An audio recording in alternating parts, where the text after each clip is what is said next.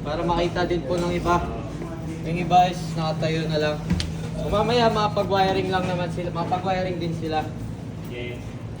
So yung iba po, hindi nga po kita ng iba po. So video na lang po ng isa, then pa-share na lang din po sa Video na lang. Pero yung iba, tayo na lang po sa upuan po. Pwede naman po. Tayo kayo sa upuan mga sir. Mga hindi makita. Oh, sorry po, crowded din po kasi tayo. Pwede naman mamaya, pwede na i-test mamaya. So ito lang po muna on grid. So yun kasi kumuha lang po ako ng source ng PV, ng solar para mapagana lang to. So ito lang is walang AC na naka-connect. So sample na naka-net metering setup. For grid tie Solax. So ito po si Solax. Solax 6 kilowatts. So ito po yung isa-setup natin. Ito po yung papakita ko yung parameters niya for Solax. Okay, Solax. Okay. Kumuha lang ako ng source doon. So ito po ay para sa CT sensor. Meron po kasi, ito po si Solax may RJ45 siya para sa CT sensor.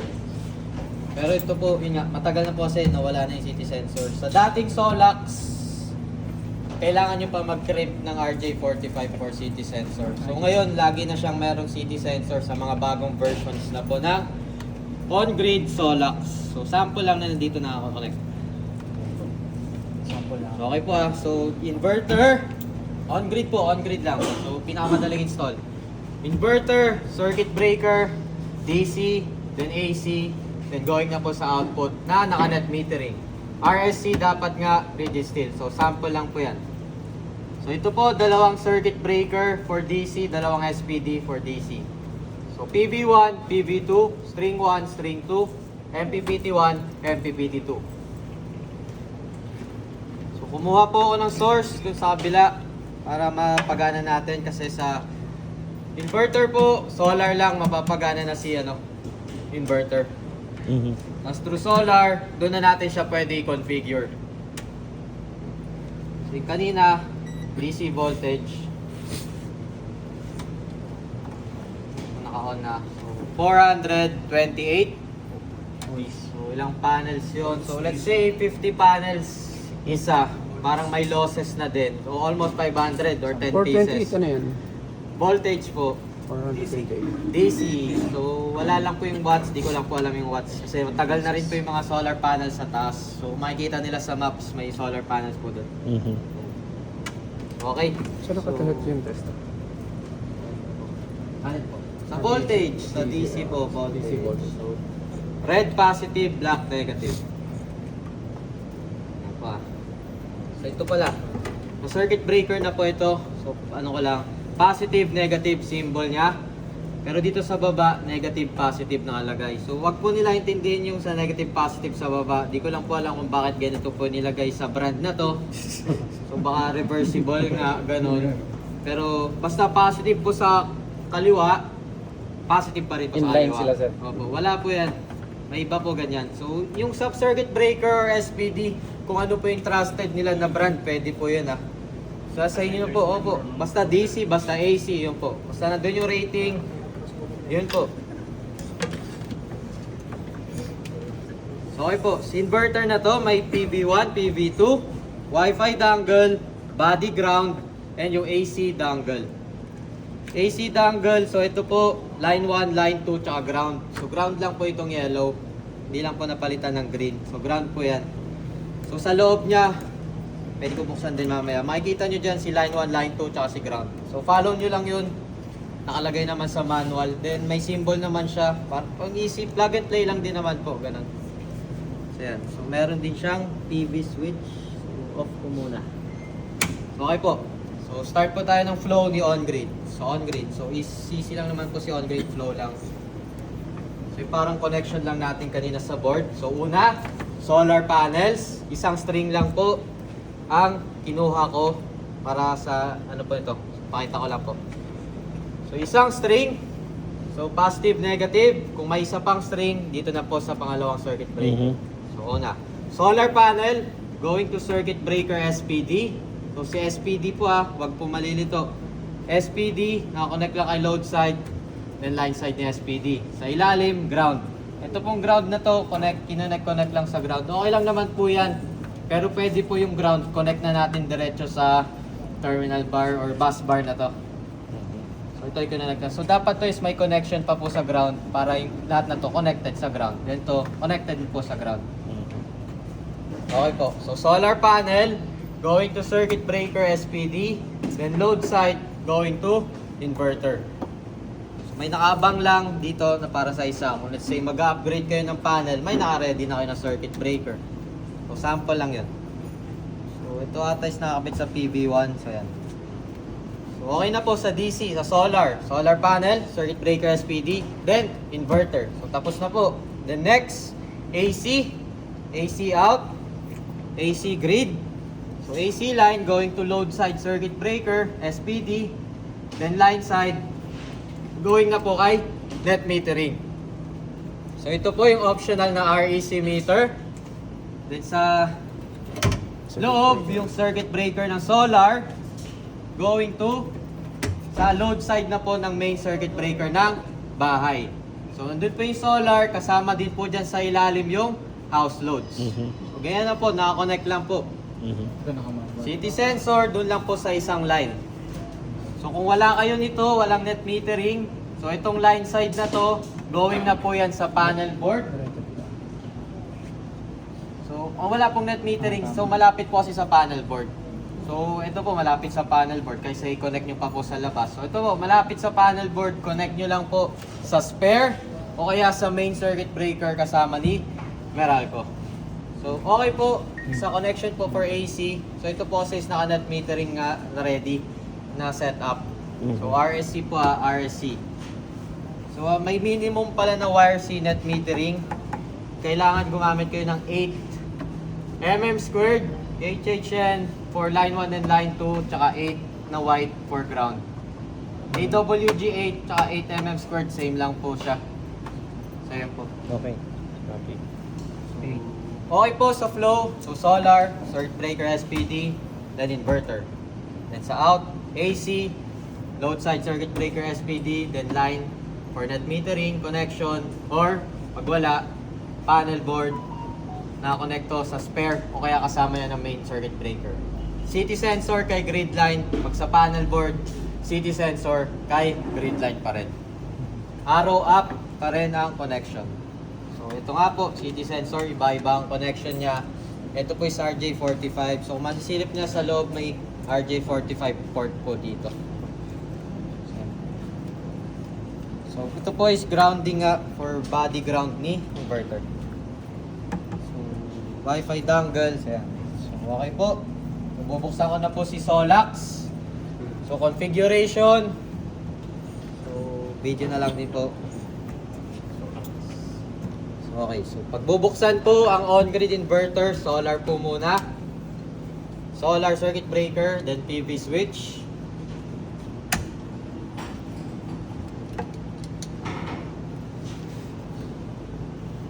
Dito sa point na to, nabukas na nga.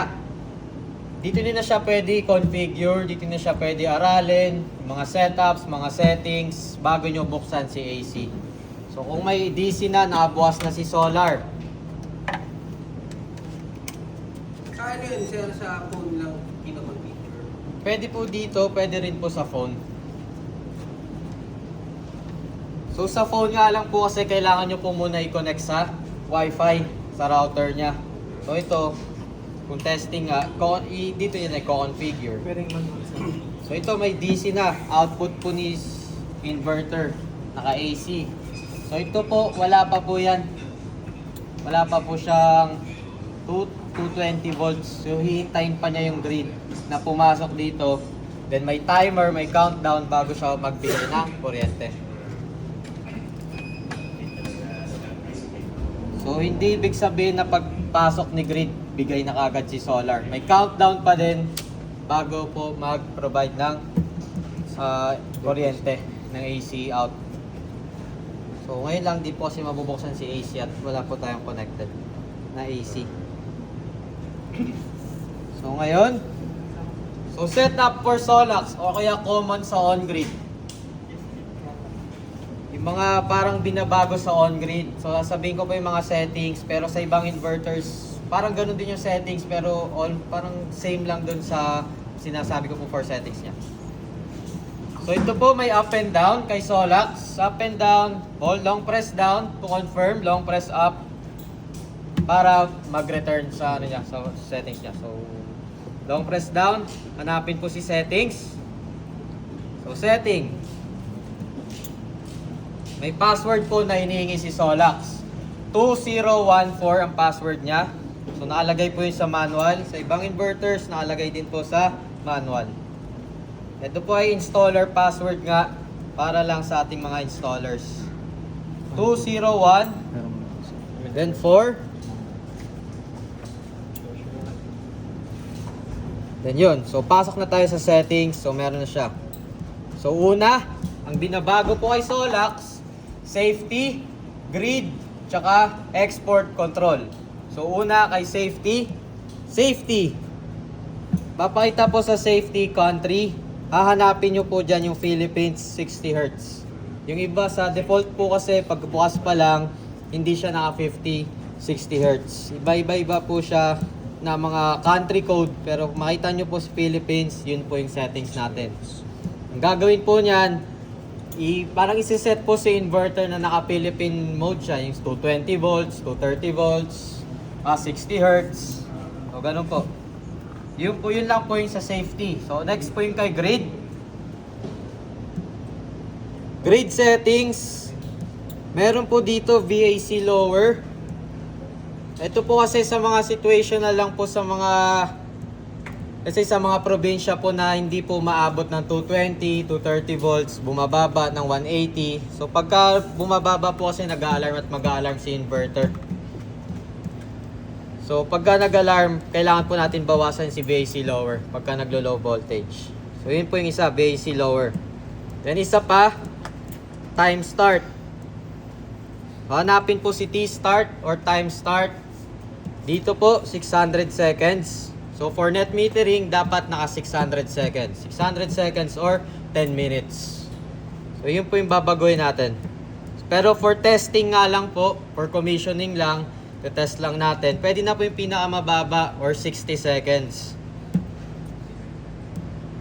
So ito nga po yung time pagkabukas ko ng AC, pag na-detect na si 230 volts or 220, tsaka lang po magbubukas si tsaka lang siya magbibigay ng power sa house loads natin. Sir, excuse lang. Yung Yes po. configuration ba na yan, andun din sa manual? Sa manual po, pero Meron doon let's yung say kung ano standard. po yung hahanapin po, yun po yung sinano ko pa yung explain ko po ngayon. Automatic enter na sir, para configure mo. Alin po? Yung pag nag-configure ko, automatic enter. Bago yung ganamos. Babaguhin nyo pa po lahat. Bago mag-enter. Opo. Ay, pagka yun, nabago yung settings, enter, then mababago na po yung settings kung let's say export control.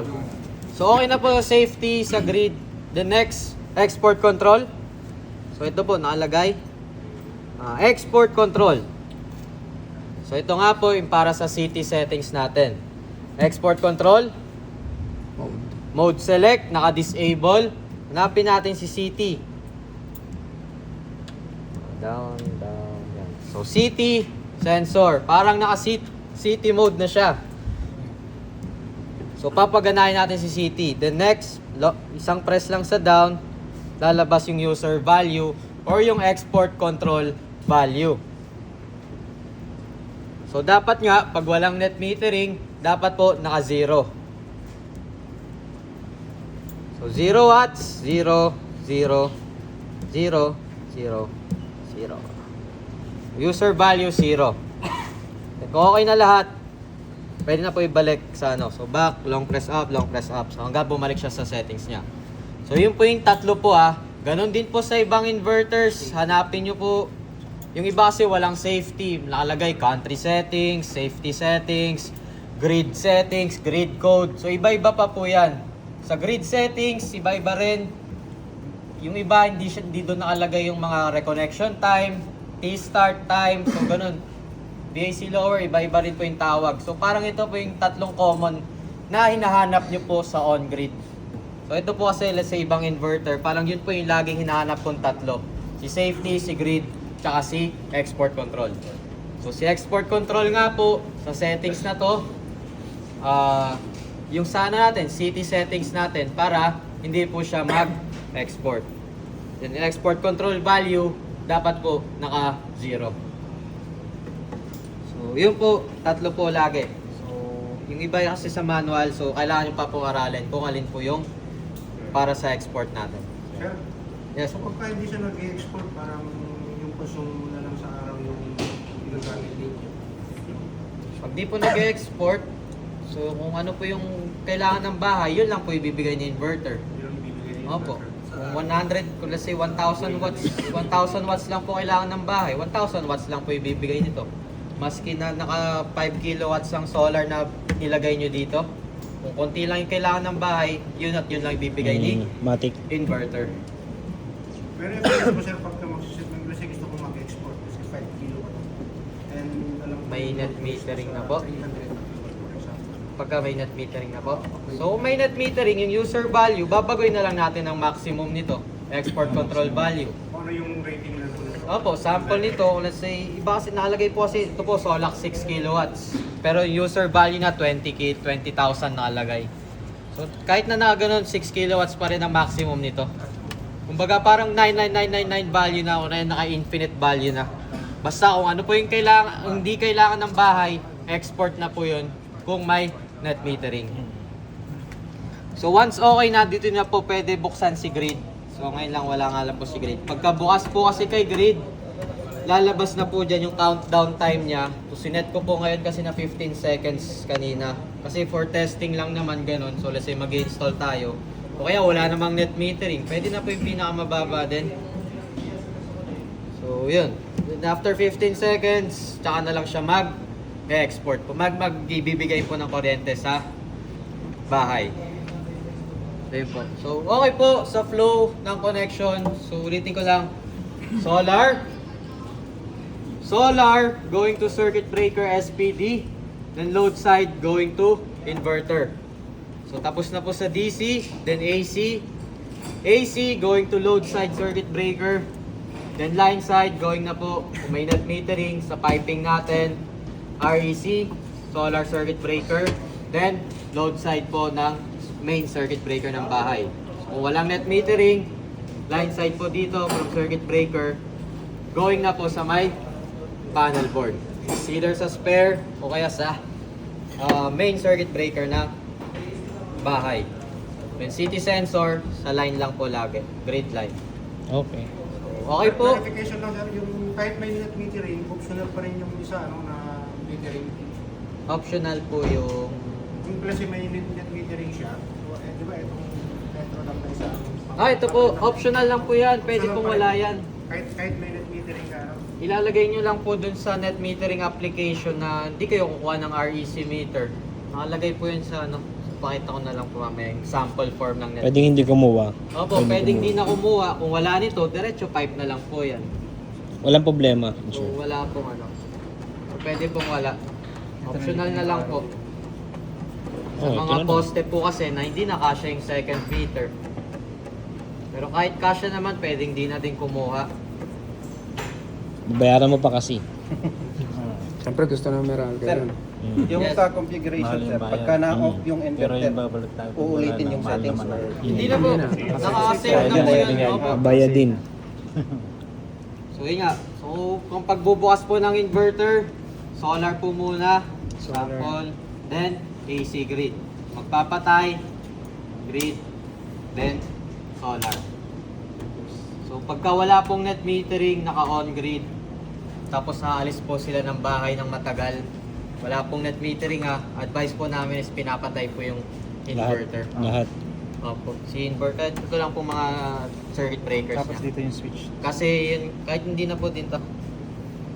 So, yun po kasi, sabi ko nga po, city sensor, na maaari pa rin siya mag-leak kahit na, so, yung ano niya, kahit na ganun yung setup niya. Parang may leak pa din. So, kahit na konti lang yun, pero wala mang gumagamit sa bahay. Baka lang dumami. So, ganun. Hindi lang mapigilan. So, So, kung may net metering naman, kung alis ng bahay, hayaan na lang po natin nakabukas. So, kasi benta lang po at benta yan, walang gumagamit. Aircon na lang. Pero on-grid po. So, on-grid nga. Pag nawalan din kayo ng grid, hindi din po siya magbibigay. May mga brand pa sir naman, na inverter na nakability na yung limiter. Wala po. Naka-ano lang po talaga. Kailangan po talaga. So, pag bibili kayo ng inverter, meron siyang dongle, Wi-Fi dongle, AC dongle, Wi-Fi dongle. Meron din siyang sariling MC4. Pero mas maganda yun po yung gamitin yung MC4 para sa inverter na to. Pero kung nagkamali kayo doon, pwede naman po yung mga MC4 natin na ginamit. So, pwede po yun. Okay. Then, may kasama siyang city sensor pagka yung bibili po na inverter. So, okay po.